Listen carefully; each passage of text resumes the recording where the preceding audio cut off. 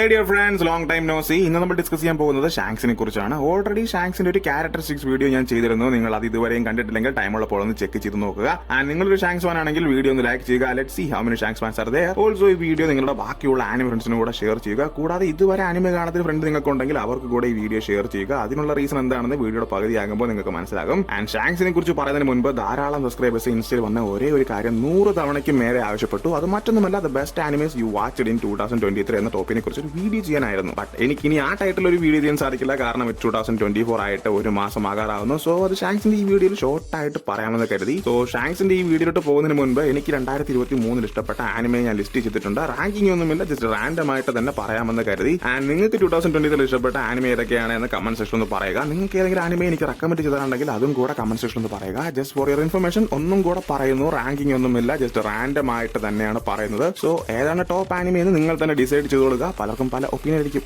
So let's see ഏതാണ് first വരാൻ പോകുന്നതെന്ന്. അതേപോലെ വീഡിയോ സ്കിപ്പ് ചെയ്യാതെ തന്നെ കാണുക. സോ ഫസ്റ്റ് ആയിട്ട് പറയാൻ പോകുന്നത് ഹെവൻലി ഡെലൂഷൻ എന്ന ആനിമയെ കുറിച്ചാണ്. 2023 ഒരു ബെസ്റ്റ് ആനിമെ തന്നെയായിരുന്നു ഇത്. ഒരു പോസ്റ്റ് അപ്പോക്ലിപ്റ്റിക് വേൾഡിൽ നടക്കുന്ന സ്റ്റോറിയാണ് ഇതിന്റേത്. ആൻഡ് ആനിമെ സ്റ്റൈലിനെ കുറിച്ച് പറയുക വേണ്ട, അത്രമാത്രം ഭംഗമായിട്ടാണ് എടുത്തിരിക്കുന്നത്. ഒരു പുതിയ ആനിമെ നിങ്ങൾക്ക് വാച്ച് ചെയ്ത് തുടങ്ങണം എന്നുണ്ടെങ്കിൽ ഈ ആനിമെ നിങ്ങളുടെ ബക്കറ്റ് ലിസ്റ്റിൽ മസ്റ്റ് ആയിട്ടുണ്ടായിരിക്കണം. ബക്കറ്റ് ലിസ്റ്റ് എന്ന് പറഞ്ഞപ്പോഴാണ് ഓർമ്മ വന്നത്. രണ്ടാമത്തെ ആനിമെ എന്ന് പറയുന്നത് സോം 100 ബക്കറ്റ് ലിസ്റ്റ് ആണ്. ഈ ആനിമയുടെ റിവ്യൂ ഞാൻ ഓൾറെഡി ചെയ്തിരുന്നു. 2023 പോപ്പുലറായ ആനിമെ ലിസ്റ്റിൽ ഈ ഒരു സോം 100 ബക്കറ്റ് ലിസ്റ്റും ഉണ്ട്. ഓൾസോ ഇതിന്റെ ലൈവ് ആക്ഷൻ മൂവിയും ഉണ്ടായിരുന്നു. രണ്ടും ഒരു വിധത്തിൽ പറഞ്ഞാൽ മാസ്റ്റർ പീസ് തന്നെയാണ്. ആൻഡ് അടുത്ത ആനിമെ എന്ന് പറയുന്നത് എമിനൻസ് ഇൻ ഷാഡോ സീസൺ 2 ആണ്. ഫസ്റ്റ് സീസൺ എത്രമാത്രം ഗംഭീരമായിരുന്നു, അതേപോലെ സീസൺ 2 നന്നായി തന്നെയാണ് പ്രസന്റ് ചെയ്തത്. Story telling method and anime style എല്ലാം ഇതിൽ കുറച്ച് ഡിഫറന്റ് ആയിരിക്കും. പലരുടെയും ഫേവറേറ്റ് ആനിമെ ലിസ്റ്റിൽ ഇപ്പോൾ ഈ ആനിമയും ഉണ്ട്. ഇതിലെ ക്യാരക്ടറൈസേഷൻ ഡെവലപ്മെന്റിന് നോ ബോർഡർ എന്ന് തന്നെ പറയാം. അതുകൊണ്ട് തന്നെ എനിക്കിത് ഇഷ്ടപ്പെട്ടു. ആൻഡ് അടുത്ത ആനിമെ എന്ന് പറയുന്നത് വരും കാലഘട്ടങ്ങളിൽ എല്ലാ ആനിമനെയും അടക്കി വാഴാൻ കെൽപ്പുള്ള ഒരു ആനിമയാണ്. Yes, it's the hell paradise. എന്റെ ഫേവറേറ്റ് പ്രൊഡക്ഷൻ കമ്പനിയിൽ ഒന്നായ മാപ്പിയുടെ പ്രൊഡക്റ്റ് ആണ്. ആൻഡ് ഈ ഒരു ലിസ്റ്റിൽ പകുതി മാപ്പിയുടെ പ്രൊഡക്ട്സ് തന്നെയാണ്. അതേപോലെ ഇതിന്റെ പ്രൊട്ടോഗണിസ്റ്റ് ആയ ഗബിമാരിന്റെ പെർഫോമൻസിനെ കുറിച്ച് പറയുക വേണ്ട, ഫാൻ ആക്കി കളഞ്ഞ ഒരു കിഡ് കക്കാശി എന്ന് വേണമെങ്കിൽ നമുക്ക് ഈ ഒരു ക്യാരക്ടറിനെ കുറിച്ച് പറയാം.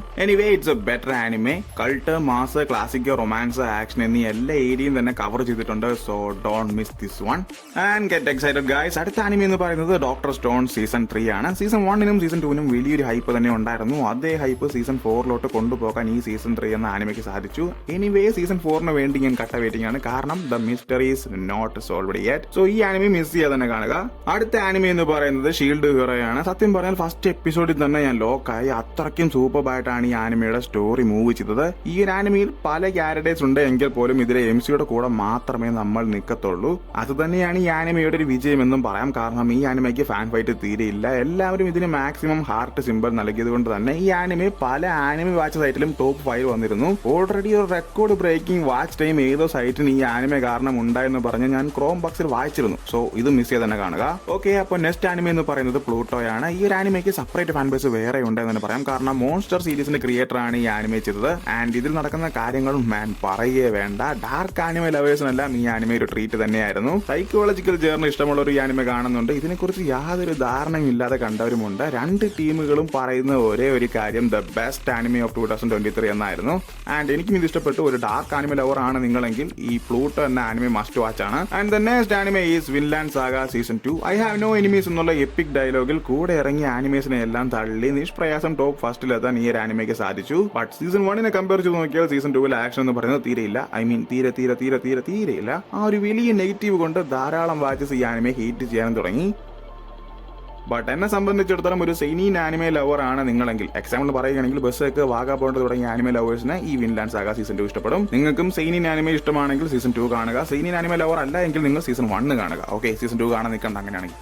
ആൻഡ് അടുത്ത ആനിമെ എന്ന് പറയുന്നത് ടോക്കിയോ റിവെഞ്ചേഴ്സ് സീസൺ 3 ആണ്. 2023 പലരെയും ഈ ആനിമെ സാറ്റിസ്ഫൈഡ് ചെയ്തു. ബട്ട് ഞാൻ ഈ ആനിമെ ഫുള്ളായിട്ട് കണ്ടില്ല. ഇനി 2-3 എപ്പിസോഡ്സ് കാണാനുണ്ട്. ബട്ട് കണ്ടിടത്തോളം എനിക്ക് ഇഷ്ടപ്പെട്ടു. പുതിയ മിസ്റ്ററീസ്, സഡൻ ഡെത്ത്സ്, കുറച്ച് mystery solving, biggest clash fight, gang fights എല്ലാം കൊണ്ടും ഒരു സൂപ്പർ എക്സ്പീരിയൻസ് തന്നെയായിരുന്നു. ആൻഡ് ഇനി ടോക്കിയോ റിവെഞ്ചേഴ്സ് ഫാൻസ് ഉണ്ടെങ്കിൽ കമന്റ് സെക്ഷനിൽ ഒന്ന് പറയുക. അതേപോലെ അടുത്ത ആനിമെ എന്ന് പറയുന്നത് അറ്റാക്ക് ഓൺ ടൈറ്റന്റെ ഫൈനൽ സീസൺ. 2 എപ്പിസോഡ് മാത്രമേ ഉണ്ടായിരുന്നുള്ളൂ. ബട്ട് ആ 2 എപ്പിസോഡ് തന്ന ഇമ്പാക്ട് എന്ന് പറയുന്നത് വളരെ വലുതായിരുന്നു. പ്രത്യേകിച്ച് മെയിൻ ഫാൻസിനെല്ലാം ലാസ്റ്റ് സീസൺ നൽകി ഇമ്പാക്റ്റിൽ നിന്നും കര കയറാൻ 1 വീക്ക് വേണ്ടി വന്നു, ഇൻക്ലൂഡിംഗ് മീ. ഒരു എപ്പിക്ക് കൺമുന്നിൽ കാണാൻ കഴിഞ്ഞതുകൊണ്ട് തന്നെ 2023 special for the Attack on Titan fans. And till the end I am with Eren. What about you? Okay, the next anime is Demon Slayer season 3. Series 2 കാണാൻ പറ്റിയില്ല എന്നുള്ള നെഗറ്റീവ് ഒഴിച്ച് ബാക്കിയെല്ലാം തന്നെ സൂപ്പർബായിരുന്നു. ആൻഡ് ആനിമേ എഡിറ്ററാണ് ഈ തവണ ഈ സീസൺ 3 ക്യാരി ചെയ്ത് കൊണ്ടുപോയത് എന്ന് ക്ലിയർ ആൻഡ് കട്ടായിട്ട് നമുക്ക് ഈ സീസണിൽ നിന്ന് കാണാൻ സാധിക്കും. ആൻഡ് ഈ സീസണിൽ ഡീമൺ സ്ലെയറിന്റെ പാറ്റേണിൽ ഒരു ചെറിയ മാറ്റമുണ്ടായിരുന്നു. എന്നെ സംബന്ധിച്ചിടത്തോളം ആ പാറ്റേൺ മൊത്തത്തിൽ തന്നെ മാറ്റണം, എന്നാൽ മാത്രമേ ഇനി അങ്ങോട്ട് ഡീമൺ സ്ലെയറിന് ആ പഴയ ഹൈപ്പിൽ പോകാൻ സാധിക്കുള്ളൂ. ആൻഡ് അടുത്ത ആനിമേ എന്ന് പറയുന്നത് bleach 1000 Years of Blood War season 2 ആണ്. ആനിമേ സ്റ്റൈലിൽ ഡീമൺ സ്ലെയറിനെ സപ്രസ് ചെയ്യാൻ ഈ ബ്ലീച്ചിന് സാധിച്ചു എന്ന് തന്നെ പറയാം. കൂടാതെ പുതിയ plot twist, engaging story line എല്ലാം ഇതിൽ കൊണ്ടുവന്നിട്ടുണ്ട്. മാത്രമല്ല big 3 Bleach back to the form അല്ലെങ്കിൽ കംബാക്ക് അടിച്ചിട്ടുണ്ട്. എനിവേ ബ്ലീച്ച് ഫാൻസിന് സ്പെഷ്യൽ ട്രീറ്റ് തന്നെയായിരുന്നു 2023. ആക്ച്വലി എനിക്കും വളരെയധികം ഇഷ്ടപ്പെട്ടു. എനിവേ ബ്ലീച്ചിന്റെ അവസാനം അത്ര സെറ്റപ്പ് അല്ലായിരുന്നു, ബട്ട് ഈ ഒരു സീസൺ വളരെ സൂപ്പർബായിരുന്നു. And the last one is Jujutsu Kaisen season 2. 2023 anime വാച്ചേഴ്സിനെ സംബന്ധിച്ചിടത്തോളം ജുജുട്സു കൈസൻ ഇയർ എന്ന് വേണം പറയാൻ. ഗോജോയുടെ പാസ്റ്റ് വിത്ത് ഷിബുയ ആർക്ക് ഞാൻ പറഞ്ഞറിയണമെന്നില്ല, ഇത് തന്നെയാണ് 2023 ബെസ്റ്റ് ആനിമയിൽ ഫസ്റ്റ് പ്ലേസ് വന്നത്. ഫൈറ്റിന് മേലെ ഫൈറ്റ് കാണിച്ചുകൊണ്ട് തന്നെ എല്ലാ ആക്ഷൻ ലവേഴ്സും ഈ ആനിമേ കാണാൻ തുടങ്ങി. ഉണ്ടായിരുന്ന ഫാൻ ബേസ് 2 ഇരട്ടിയായി മാറി എന്ന് പറയാം. ആൻഡ് ലാസ്റ്റ് എപ്പിസോഡിൽ കാണിച്ച ലാസ്റ്റ് ക്യാമിയോൾ പറയേണ്ട കാര്യമില്ല, ബെസ്റ്റ് ഓഫ് ദ ബെസ്റ്റ് തന്നെയായിരുന്നു. ആൻഡ് ജുജുട്സു കൈസൻ സീസൺ 3 വേണ്ടി വെയിറ്റ് ചെയ്തിരിക്കുന്നവർ കമന്റ് സെക്ഷനിൽ നിങ്ങളുടെ ഫാൻ പവർ ഒന്ന് കാണിക്കുക. ആൻഡ് യെസ്, ഇതെല്ലാമാണ് 2023 എനിക്ക് ഇഷ്ടപ്പെട്ട ആനിമേസ്. ഞാൻ വൺ പീസിനെ ഈ ആനിമയിൽ ഉൾപ്പെടുത്തിയിട്ടില്ല, ആൻഡ് വേറെ കുറച്ച് ആനിമകളെയും ഉൾപ്പെടുത്തിയിട്ടില്ല. കാരണം ലിസ്റ്റ് വലുതാകും, ഷാങ്സിനെ കുറിച്ച് പറയാനുള്ള സ്പേസും കുറയും. സോ ഈ പറഞ്ഞ ആനിമേസിൽ നിങ്ങളുടെ ഫേവറേറ്റ് ഏതാണെന്ന് പറയുക. ഇതൊന്നും അല്ലാതെ വേറെ ഏതെങ്കിലും ആനിമേ ഉണ്ടെങ്കിൽ അതും കൂടെ കമന്റ് സെക്ഷനിൽ പറയുക. പറഞ്ഞധികം വൈകിപ്പിക്കുന്നില്ല, നമുക്ക് മെയിൻ കണ്ടന്റിലോട്ട് തിരിച്ചു പോകാം. Akagami no Shanks. Você quer ser que agressivo, ou deixa sua bunda ardendo, ou dá tapa, tapa, tapa, tapa, tapa, tapa, cara. Tapa, tapa, tapa, tapa, tapa, tapa, deixa sua bunda ardendo.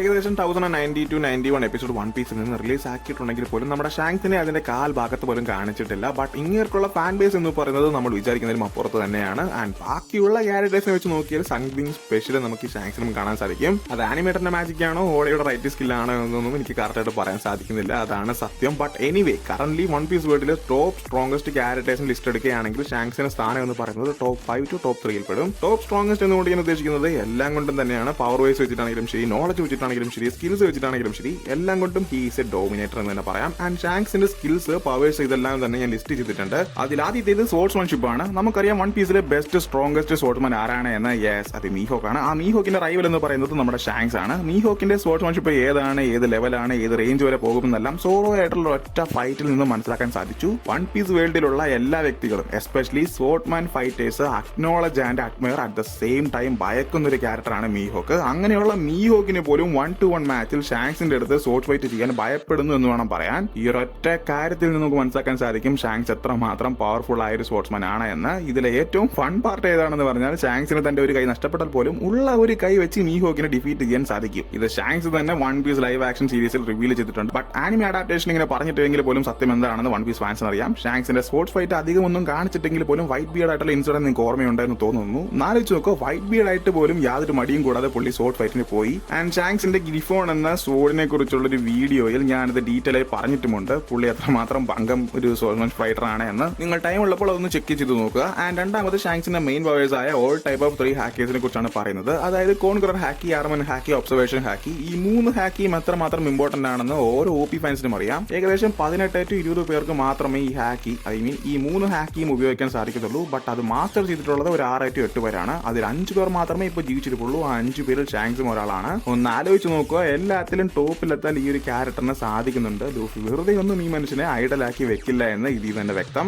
And അതേപോലെ ഷാങ്സിന്റെ total ഹാക്കി പവേഴ്സിനെ കുറിച്ച് പല വീഡിയോയിലും ഞാൻ mention ചെയ്തിട്ടുണ്ട്. അത് കാണാത്തവർക്കായിട്ട് Shanks ഹാക്കിയിൽ എത്രമാത്രം master ആയിട്ടുള്ള ആളാണ് എന്ന് ഷോർട്ട് ആയിട്ട് വിവരിക്കാം. ഹാക്കിയിൽ തന്നെ പല വേരിയേഷൻസ് ഉണ്ട്. ഓരോ വേരിയേഷനിലും ഡിഫറെന്റ് ടൈപ്പ് ഓഫ് പവേഴ്സും ഉണ്ട്. ഓരോ വേരിയേഷനിലെ പവേഴ്സും എങ്ങനെയാണ് എന്ന് കറക്റ്റ് ആയിട്ട് മനസ്സിലാക്കി അത് യൂട്ടിലൈസ് ചെയ്ത് ഓപ്പോണന്റിനെ പരാജയപ്പെടുത്തുന്ന ഘടനയിലാണ് ഒരാൾ എത്രമാത്രം പെർഫെക്റ്റ് ആയ ഒരു ഹാക്ക് യൂസർ ആണെന്ന് നമുക്ക് മനസ്സിലാക്കാൻ സാധിക്കും. സാധിക്കുന്നത്. അങ്ങനെ നോക്കിയാൽ ഗിയർ 5 ഫോമിൽ ലൂഫി പ്രൊഡ്യൂസ് ചെയ്യുന്ന ഹാക്കി പവർ എന്ന് പറയുന്നത് വളരെ വലുതാണ്. ആ ഒരു റീസൺ കൊണ്ടാണ് ജോയ് ബോയ് ഫോമിൽ കൈഡോയെ ലൂഫിക്ക് പരാജയപ്പെടുത്താൻ സാധിച്ചത് തന്നെ. ഗിയർ 5 ഫോമിൽ ലൂഫി അച്ചീവ് ചെയ്ത അല്ലെങ്കിൽ റിലീസ് ചെയ്ത ഹാക്കി പവേഴ്സ് ഷാങ്ക്സിനും വളരെ കഷ്ടപ്പാടില്ലാതെ തന്നെ പ്രൊഡ്യൂസ് ചെയ്യാൻ അല്ലെങ്കിൽ റിലീസ് ചെയ്യാൻ സാധിക്കും. ആൻഡ് ഷാങ്ക്സിന്റെ ഈ ഹാക്കി പവേഴ്സ് അഡ്മിറൽസിന് പോലും ഭയം ഉണ്ടാക്കുന്ന തരത്തിലുള്ള ഒരു കാര്യമാണ് എന്ന് പറയാം. ആൻഡ് ഫ്യൂച്ചറിൽ ലൂഫി ഒരു അഡ്മിറൽ ആയിട്ടുള്ള ഒരു ഫൈറ്റ് വരുന്നുണ്ട്. ഞാനത് സ്പോയിലർ ആക്കാൻ ആഗ്രഹിക്കുന്നില്ല, ബട്ട് ഒന്ന് മാത്രം ഓർക്കുക, ജോയ് ബോയ് ഫോമിലായിരിക്കും ആ ഫൈറ്റ് വരാൻ പോകുന്നത്. ആ ഫൈറ്റിൽ ഒരു ന്യൂ ഹാക്കി വേരിയൻസ് നിങ്ങൾക്ക് കാണാൻ സാധിക്കും. അപ്പോൾ നിങ്ങൾക്ക് ഞാൻ പറഞ്ഞ കാര്യം ടോട്ടലി അണ്ടർസ്റ്റാൻഡബിൾ ആയിക്കോളും. മാങ്ക റീഡേഴ്സിന് ഞാൻ ഈ പറഞ്ഞ കാര്യം മനസ്സിലായെന്ന് തോന്നുന്നു. മനസ്സിലായാൽ നിങ്ങൾ ഈ ഒരു സിമ്പിൾ കമന്റ് ബോക്സിൽ ഇടുക, ബട്ട് അത് ഡീറ്റെയിൽ ആക്കി സ്പോയിലർ ചെയ്തു. Okay, it's A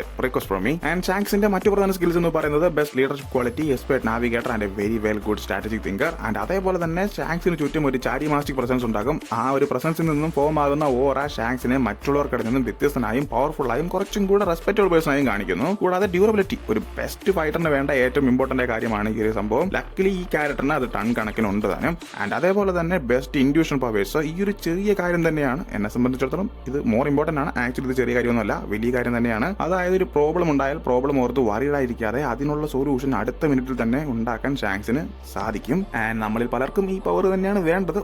okay, never mind. And ഷാങ്ക്സിന്റെ പൊളിറ്റിക്കൽ ഇൻഫ്ലുവൻസിനെ കുറിച്ച് നിങ്ങൾക്ക് അറിയാമെന്ന് തോന്നുന്നു. ആ ഒരു സബ്ജക്ട് തന്നെ ഇപ്പോഴും മിസ്റ്ററിയാണ്. ധാരാളം തിയറീസും ആ ടോപ്പിക്കിലുണ്ട്. ആ കാര്യത്തിൽ ഞാനും കൺഫ്യൂസ് ആയതുകൊണ്ട് ആ ടോപ്പിക്കിനെ കുറിച്ച് അധികം ഒന്നും പറയുന്നില്ല. കൂടാതെ ഷാങ്ക്സ് ഒരു ഡെവിൾ ഫ്രൂട്ട് യൂസർ ആണ് എന്നുള്ള ക്വസ്റ്റ്യൻ പലർക്കിടയിലും ഇപ്പോഴും ഉണ്ട്. ലൂഫിനെ സീ മോൺസ്റ്ററിൽ നിന്നും രക്ഷിച്ചതിന് ശേഷം ഷാങ്ക്സ് കടലിൽ ചാടിയതായിട്ടൊന്നും കാണിച്ചിട്ടില്ല. ഇൻ കേസ് ഇനി സീക്രട്ട് ആയിട്ട് ഷാങ്ക്സ് തന്റെ ഡെവിൾ ഫ്രൂട്ട് പവേഴ്സ് ഒളിപ്പിച്ച് വെച്ചേക്കുവാണോ ആണെങ്കിൽ അത് എന്തിന് എന്നുള്ള ഡൗട്ട് എല്ലാം ധാരാളം ഫാൻസിനിടയിലുണ്ട്. ബട്ട് നിങ്ങളൊന്ന് ജസ്റ്റ് ചിന്തിച്ച് നോക്കുക, ദ 4 ലെജൻഡറി എംപറേഴ്സിനെ കുറിച്ച്. ഇപ്പോഴുള്ളവരല്ല, പഴയ 4 എംപറേഴ്സിനെ കുറിച്ച്. വൈറ്റ് ബിയർഡിന്റെ ടീമിൽ ഡെവിൾ ഫ്രൂട്ട്സിന്റെ ചാകര തന്നെയായിരുന്നു എന്ന് പറയാം. ഐ മീൻ ഡെവിൾ ഫ്രൂട്ട് യൂസേഴ്സിന്റെ ചാകര തന്നെയായിരുന്നു എന്ന് പറയാം. എക്സാമ്പിൾ പറയുവാണെങ്കിൽ നമ്മുടെ ഏസ്, മാർക്കോയൊക്കെ എക്സെട്ര അങ്ങനെ പൊക്കോണ്ടേയിരിക്കും. അതുപോലെ തന്നെ ബിഗ് മൂന്റെ ടീമിലും അതുപോലെ തന്നെയാണ്. ഓൾസോ കൈഡോ ടീമിലും അങ്ങനെ തന്നെയാണ്. എന്നാൽ ഷാങ്ക്സിന്റെ ക്രൂവിൽ മാത്രം ഒരു ഡെവിൾ ഫ്രൂട്ട് യൂസേഴ്സിനെ പോലും നമുക്ക് കാണാൻ സാധിക്കില്ല. എന്നിട്ട് പോലും 4 എംബർമാരുടെ ലിസ്റ്റിൽ അന്നും ഇന്നും ഷാങ്ക്സ് ഉണ്ട്. മാൻ, ഇതിൽ കൂടുതൽ എന്താണ് വേണ്ടതെന്നാണ് ഞാൻ ചോദിക്കുന്നത് ഈ ഒരു മനുഷ്യന്റെ ഫാനായിട്ട് മാറാൻ. ഒന്ന് ആലോചിച്ച് നോക്കുക, ഒരു ഡെവിൾ ഫ്രൂട്ട് പവേഴ്സ് പോലും ഇല്ലാതെ, അത് ആ ക്രൂവിൽ ആർക്കും ഇല്ലാതെ തന്നെ ബെസ്റ്റ് ക്രൂ ആയിട്ട് നിലനിൽക്കാൻ ഷാങ്ക്സിന്റെ ടീമിന് സാധിക്കുന്നുണ്ട്. ബട്ട് അതിൽ കുറച്ച് മിസ്റ്ററീസും ഉണ്ടെന്ന് പറയാം. കാരണം ഷാങ്ക്സിന് വൺ പീസ് വേൾഡിലെ ഏകദേശം എല്ലാ മിസ്റ്ററീസിനെ കുറിച്ച് തന്നെ അറിയാം എന്നാണ് പറയുന്നത്. അതിന്റെ അടിസ്ഥാനത്തിൽ ഫേമസ് ആയ ഒരു തിയറി പോലും ഉണ്ട്. എന്താണ് തിയറി എന്ന് ചോദിച്ചാൽ ദ ഡെവിൽ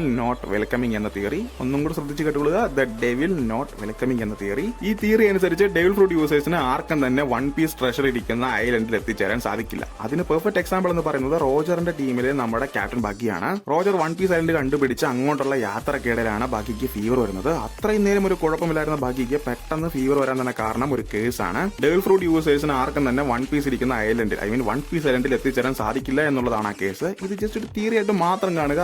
ഈ തിയറി സത്യമാകാനും ചാൻസ് ഉണ്ട്, സത്യമാകാതിരിക്കാനും ചാൻസ് ഉണ്ട്. ഇനി എങ്ങാനും സത്യമായ ലൂഫി എങ്ങനെ വൺ പീസ് ട്രഷറുള്ള ഐലൻഡിൽ എത്തും എന്നുള്ളതിന് ഒരു ആൻസറും തന്നിട്ടുണ്ട്. ആ ആൻസറിൽ 2 ക്യാരക്ടേഴ്സ് ഉണ്ട്. ഒന്ന് ബ്ലാക്ക് ബിയുടെ, 2 ക്യാപ്റ്റനിലോ. ഈ ഒരു കാര്യം ഇതോട് തന്നെ മറക്കുക. ഇതിനെക്കുറിച്ച് നിങ്ങൾ അണ്ടർസ്റ്റാൻഡ് ചെയ്യാൻ നിൽക്കല്ലേ. താനെ ആ ആൻസർ നിങ്ങൾക്ക് കിട്ടിക്കോളും. കാര്യങ്ങൾ കൂടുതൽ സ്പോയിലർ ആക്കണ്ടല്ലോ എന്ന് പറഞ്ഞാണ് ഞാനൊന്നും പറയാത്തത്. എനിവേ, ഷാങ്ക്സിന്റെ ഈ വീഡിയോ വൈൻഡ് അപ്പ് ചെയ്യാൻ ടൈമായി. നിങ്ങൾ ധാരാളം പേര് ക്യാപ്റ്റൻ കോബി, നാമി, ബ്രൂക്ക്, ബോയ ഹാൻകോക്ക് ഇവരെ കുറിച്ചൊക്കെ വീഡിയോ ചെയ്യാൻ പറഞ്ഞിരുന്നു. അവരുടെയൊക്കെ വീഡിയോ വൈകാതെ തന്നെ വരുന്നതായിരിക്കും. So subscribe this channel and that's all for today guys. Love you all. Bye. Tell me pretty lies, look me in the face, tell me that you love me, even if it's